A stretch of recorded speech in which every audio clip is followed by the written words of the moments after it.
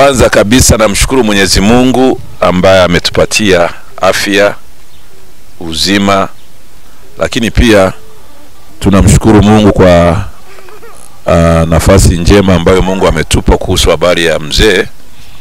Bila mzee huyu sisi singeweza kufika. Sasa mzee wetu nini kilitokea tujui, nadhani atatueleza, lakini tumejikuta tumefika hapa. Lakini nadhani mpango wa Mungu ni mzuri. Mzuri kwa sababu kuna wazee wengine nimewakuta huku. Ninajua yale ambayo tutayafundisha ama kuyanena yatatusaidia sana tufikishe huko tunakotakiwa kwenda. Amen. Biblia inasema inapendeza ndugu wakikutana pamoja, wakifurahi na kuongea na kusoma Zaburi. Sisi unayetuona hapa tunatokea Simiyu kule Bariadi, na ujio wetu ni kwa sababu ya baba yetu hapa. Alikuja kanisani akiwa anaumwa, akiwa hali si nzuri, lakini Mungu amemponya, na baada ya muda akasema nataka kurudi nyumbani. Sisi tukasema tukusindikize, tuwaone na hawa ndugu zako naoishi nao. Ndio maana unaweza kaona tumewasha gari hilo tukaja hapa. Nadhani mengi ataeleza, lakini kiukweli ni kwamba ujio wetu si kwa kumleta mzee tu. Ujio wetu ni kwa habari ya Injili. Ukituona tumekanyaga hapa, tumeacha vitu vyote tumekuja huku, ni kazi moja tu, kumtangaza Kristo. Amen. Yesu Kristo wakati anaondoka duniani kwenye kile kitabu cha Marko sura ya 16 mstari wa 16 anasema nendeni mkahubiri Injili kwa kila kiumbe. Sasa tumekuja hapa, kazi moja ni kuleta Injili. Injili yenyewe ni Injili ya ukombozi, Injili ya uponyaji. Kama Mungu asingemponya huyu mzee tusingeonekana hapa. Ndio maana Yesu kila mahali alikopita kazi kubwa aliyokuwa nayo ilikuwa ni kuwasaidia watu matatizo yao. Ilikuwa ni kuwasaidia watu watoke kwenye mateso. Injili haishii tu kuwaongoza watu sala ya toba. Injili ni pamoja na kuwafungua watu vifungo. Ndio maana ukisoma kitabu cha Isaya sura ya 60 kuanzia aya ya kwanza, Yesu alinukuu yale maandiko ya kitabu cha Isaya 60 mstari ule wa kwanza. Anasema ametumwa kuja kuwafungua waliofungwa na walioko gerezani wapate kufunguliwa ama wawekwe huru. Kwa hiyo lengo kubwa ni kuja kuwaeleza Injili ya Yesu Kristo iliyojaa uponyaji, uponyaji wa kimwili lakini uponyaji wa kiroho. Amina. Shida moja ambayo ipo ni kutokufahamu siri ya ibilisi. Nilikuwa natoa mfano siku moja kwamba kuja mtu muovu akachukua asali akapaka kwenye ukuta. Sasa sisi tumepewa nuru na mwanga wa kujua mazuri na mema. Yesu Kristo alikuja kuleta tufahamu yale mazuri, mabaya tuyaache. Hilo ndio lengo kuu. Kwa hiyo tunapokuja huku tumeleta Injili ya Kristo iliyojaa utamu, ambayo unamtaka Yesu ama unampata Yesu, unampokea Yesu. Moja, unajua kutenda mema, ili ni kosa. Lakini namba 2, kama una matatizo ambayo unahisi sio salama. Watu wengi tukipata matatizo tunajikuta tunaenda labda kwa wataalamu, tunaibiwa ng'ombe. Mimi najua huku Meatu ng'ombe nyingi wameishia kwa waganga. Ukipata tatizo kidogo unaenda kwa mtaalamu wa kupiga ng'ombe, mbuzi. Mwisho wa siku tatizo liko pale pale. Na saa nyingine kusingiziana kwamba aliyekuroga ni fulani, kumbe sie ni kama tunavyoona tulivyotoa mfano wa asali pale. Aliyefanya tukio ni mwingine, waliokuja kuumizwa ni watu wengine. Ndivyo inavyokuwa kwenye upande wa ibilisi anavyotengeneza mambo yake. Sasa sisi tumekuja kuwaletea Injili ya uponyaji. Una matatizo, hatutaki kujua nani kashughulika, hatutaki kujua ibilisi, tunachojua ni Kristo. Unatoka na afya yako, unakwenda unaendelea na shughuli zako. Huyu mzee Kama angekuwa ni watu wengine wamekuja kanisani, nadhani huyo mzee asingekuwepo. Ndugu yako alikuwa na shida gani? Mzee, sogea. Kaka yangu alikuwa anasumbuliwa na kichomi. Kwa muda gani? Kuanzia mwaka jana mwezi wa 5. Mwaka jana? Mwezi wa 5. Tumehangaika muda mrefu kwa waganga. Kwa waganga. Waganga wa kienyeji. Wanakusema waganga, hata madaktari ni waganga. Kwa waganga wa kienyeji. Baada ya hapo tulienda kule na Bariadi kwenye hospitali ya mkoa. Usiharakisha hivyo. Kwa waganga mmetoa nini? Waganga wenyewe waganga. Hamna wapo hapa. Hawapo hapa. Mmetoa nini kwa waganga? Baada ya kwanza kabisa tulianzia kuna mganga mmoja kule na Mwakaruba. Mwakaruba. Kule Mwakaruba. Akatuahidi akimponya tutampa ng'ombe. Wakamtibu. Lakini hamna pona. Hatukutoa. Mkamtapeli. Tuendelee. Baada ya hapo tukaenda kule Bariadi kwenye hospitali ya mkoa.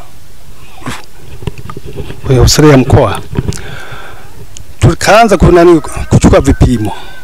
Baada ya kupimwa akaonekana ana shida kubwa sana kwenye tumbo. Wakasema hivi, hatutamchoma sindano, tutawapa vidonge. Alipewa vidonge kama 30. Vidonge 30. Ndio.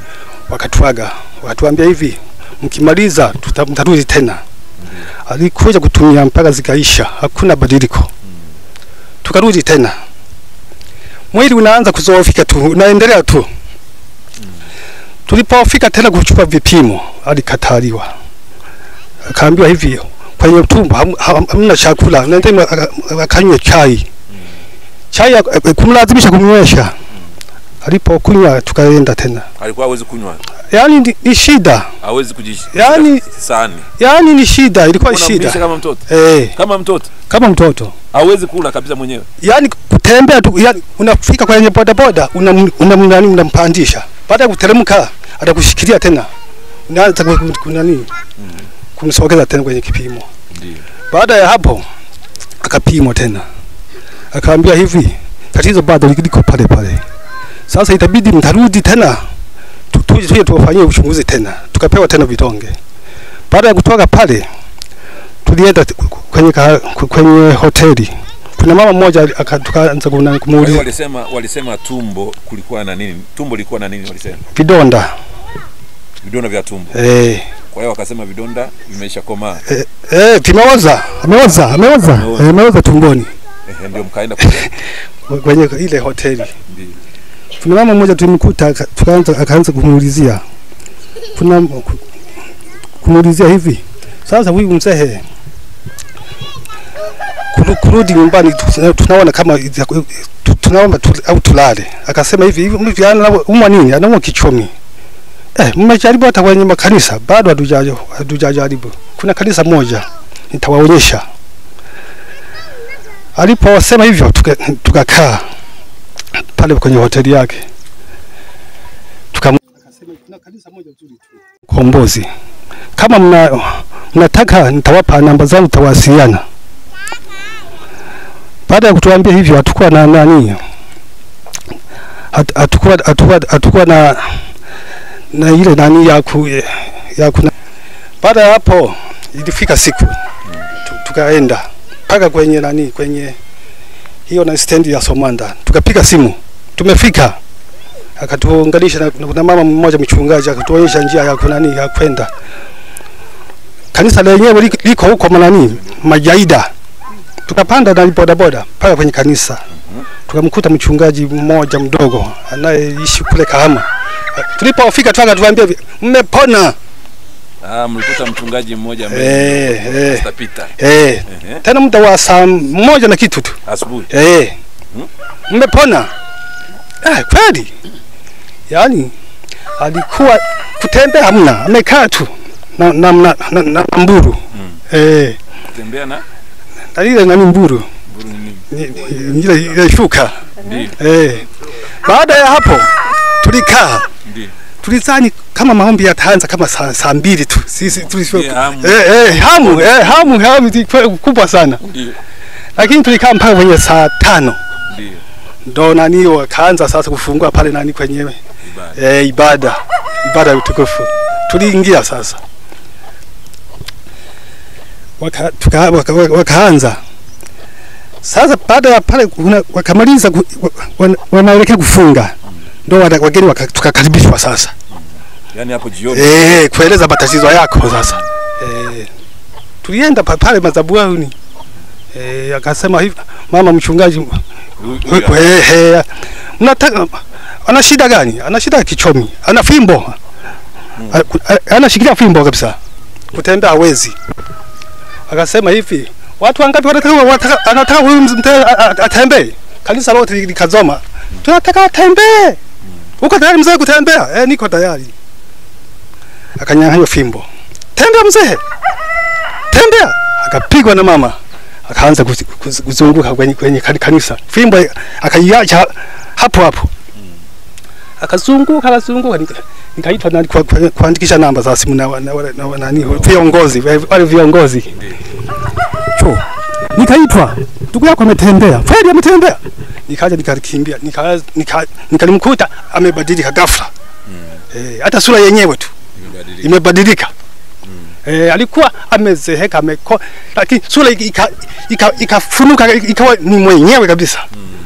Mpaka leo tunaamini yani nguvu za Mungu zimemfanya mponya huyu kaka yangu. Kwa hiyo baada ya hapo aliweka mkono tu.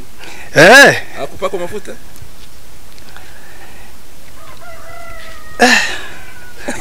Aliweka mkono tu. Basi. Akatembea. Okay. Siku ya pili.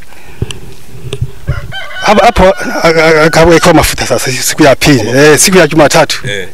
Mambo yakakaa sawa. Yani anazidi kubadilika. Ndio. Okay, tuishie hapo. Tumuulize mama. Yeye wa mwisho huyu mama, hebu tuambie mume wako alikuwa na shida gani? Na alikuwa kuaje? Wewe ulikuwa unamuonaje? Alikuwa na kichomi. Kwa muda gani? Mwaka mzima. Hebu tuambie sasa. Si mume wako? Mume wangu. Ameugua amefikia kiwango hicho. Kifo. Nilikuwa naona kifo. Kwa hiyo ulikuwa unataka afe? Hapana. Tueleze hata maneno mawili matatu.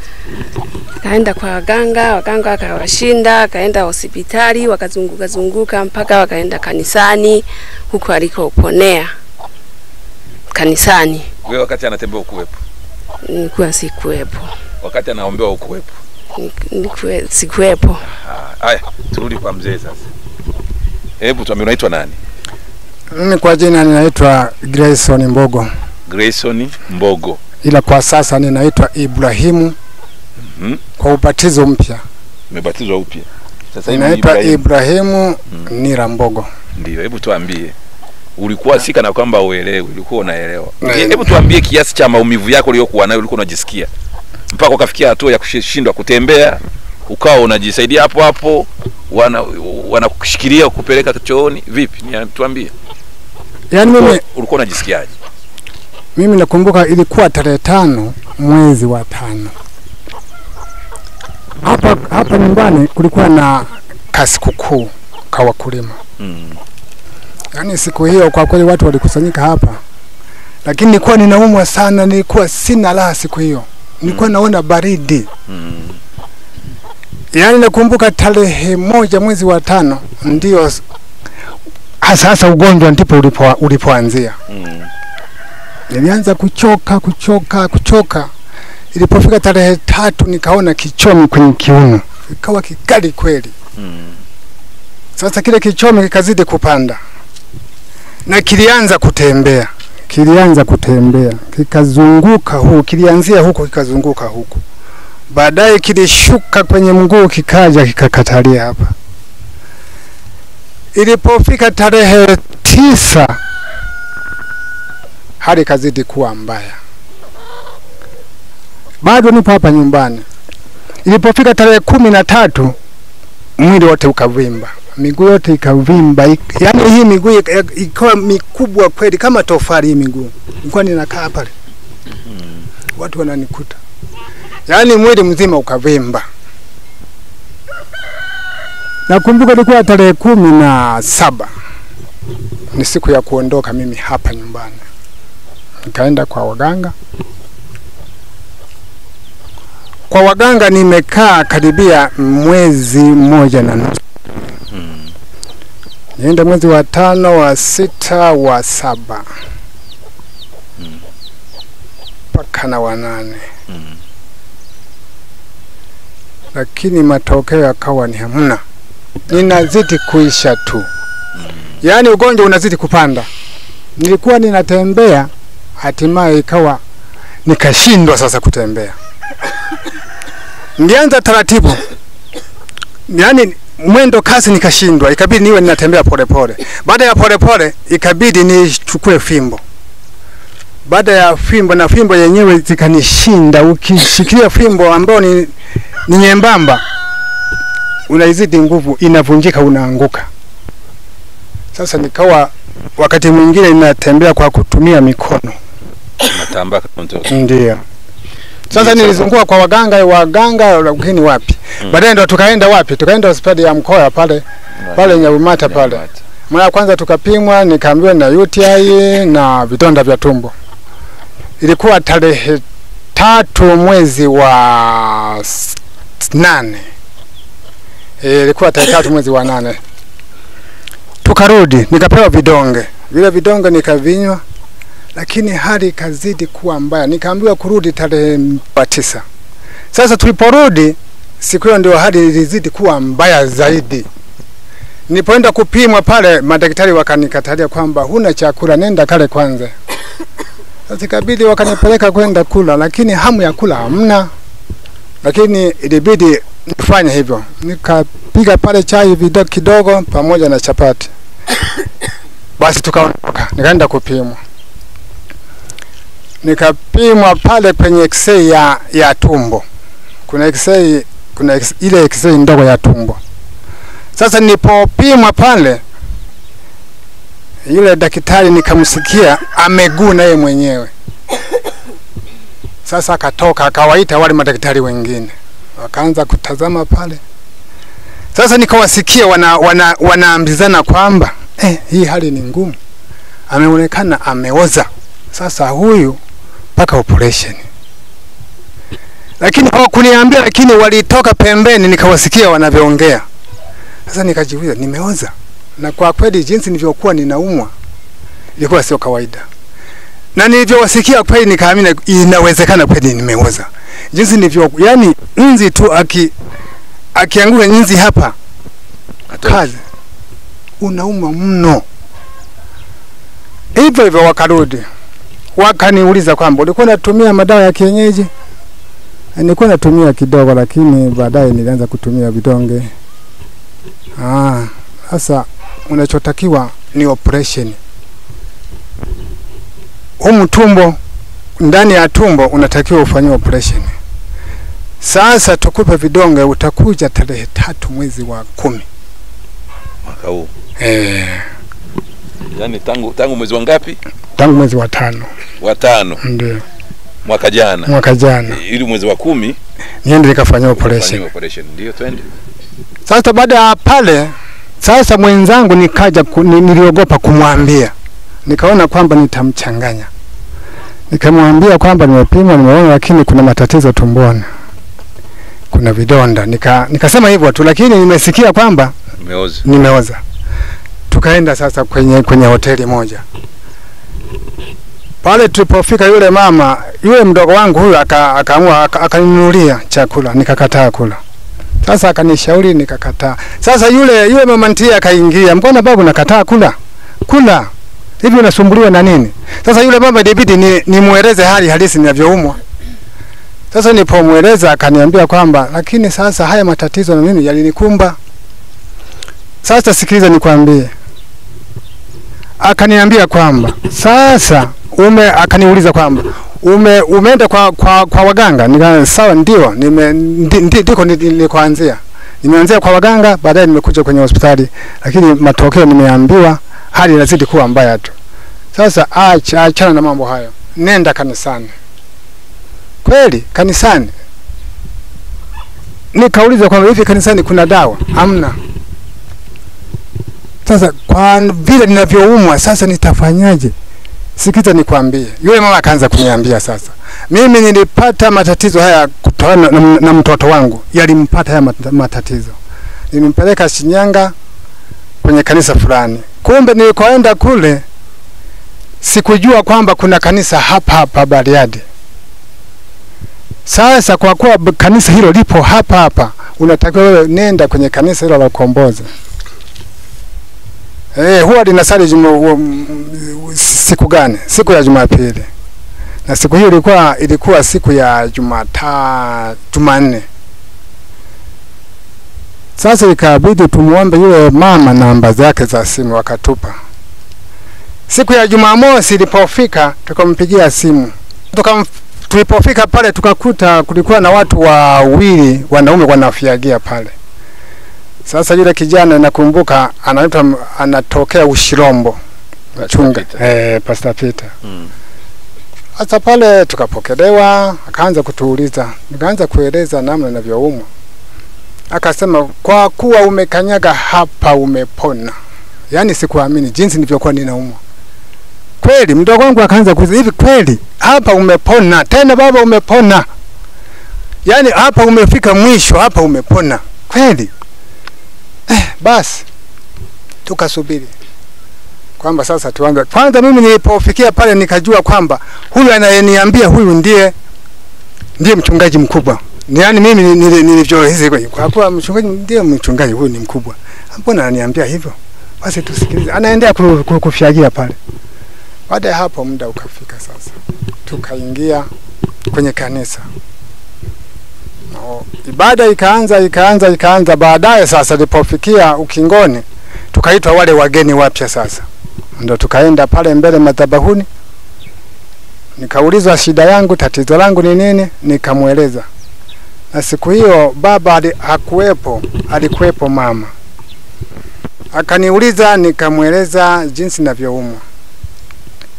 Akaniuliza, yale madawa uliyokuwa unatumia kienyeji uwezo kuyatumia tena? Sitayatumia tena.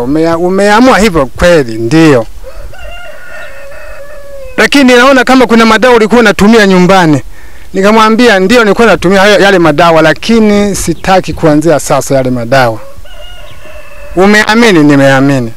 Mama akauliza waumini kwamba wangapi mnataka huyu mzee atembee? Nadhani kanisa zima watu 100 na kitu. Wote walinyosha mikono wakasema wote wanakubaliana kwamba mimi nitembee. Mama akaniuliza kwamba baba uko tayari kutembea? Mama niko tayari kutembea. Nilikuwa nimekaa sasa na fimbo langu. Mama alinipiga tu, aniwekea mkono hapa kichwani, akaniambia tembea. Nikanyanyuka tu. Kweli nianza kutembea. Ninazungushwa pale na yule pastor. Nikazungushwa, akaniambia sema kwamba Bwana ameniponya. Tunazunguka, lakini mule madhabahuni vile vigae vina utelezi kweli. Nilijua hapa sasa nitaanguka yani nilijua kwamba sasa nikianguka hapa yawezekana kichwa kikatoboka. Lakini sikuanguka, cha ajabu sikuanguka. Yani nilizunguka tu pale kuanzia hapo lile fimbo nilitupa ile fimbo. Kuanzia siku hiyo sikukamata fimbo tena mpaka leo. Sikutumia dawa wala vidonge, bali ni maombi tu mpaka leo hii. Sasa unawaambia nini? Wazee wanakusikiliza, wana ndugu na jamaa huko, unawaambiaje? Kwa hiyo ndugu zangu wana Nzengo na ndugu zangu marafiki mliofika hapa, niwaambia kwamba jamani, Mungu yupo. Amen. Tusikimbilie kwa waganga. Ukweli mimi nilienda kwa waganga, lakini sikufanikiwa chochote. Nimemaliza mali nyingi sana kwa waganga, hata kwenye hospitali tu nimezunguka mno, lakini hamna. Kama una shida kwa kweli, yani unaonekana kwamba una tatizo gumu kabisa, mwisho wa lami ni pale Bariadi tu. Amen. Pale ni mwisho wa kuna maiti waliletwa pale. Umekuta taarifa pale? Mimi nimekuta zile taarifa. Lakini kuna wagonjwa wengi walionikuta mimi. Kuna vichaa wamenikuta. Kuna watu wamekuja pale hawaongei. Kuna watu pale wamekuja viziwi hawasikii, lakini baba anafanya hivi tu. Anamuita. Wanasikia. Yani kuna yani kila namna. Uwe umenyolewa nywele, kuna wengine wamenyolewa nywele. Si mnajua? Omo chale mugozwa. Mwisho wa lami pale. Ukifika zinaota tu. Yani hakuna tatizo linaloshindikana kwa Mungu kwa kweli. Huwa tunajidanganya tu. Yani unasema kwamba Mungu haipo. Alafu unamuona yani Mkristo unamuona yule huyu naye hamna kitu. Amnafuatia mambo ya Mungu hamna kitu. Mimi nimejifunza, nimejua kitu. Hata mimi nilikuwa sijui. Mungu ni mwema. Amen. Na hakika tulipo hapa anayetulinda ni Mungu tu. Hakuna kitu kingine. Ila kwa kuwa kila watu huwa tuna uwezo na ufahamu waka unavyofahamu. Na kitabu kinasema kwamba watu wataikataa kweli watadai uongo. Mimi kweli hilo ninalijua. Ninalikubali kwamba watu wanaweza wakaikataa kweli wakadai uongo. Uongo ndio wanaushangilia. Ila kweli wanaikataa. Mungu yupo.